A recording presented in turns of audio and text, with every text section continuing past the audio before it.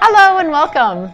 So last week we talked about making sure your gas cell was configured to match the operating conditions. And before that, I'm sure I've talked about making sure your sample is compatible with the ATR crystal or with an infrared transparent window you might be using in your sampling. So today, let's take a closer look at a few accessories and think about chemical compatibility with the components making up the accessory. Particularly, let's talk about O-rings.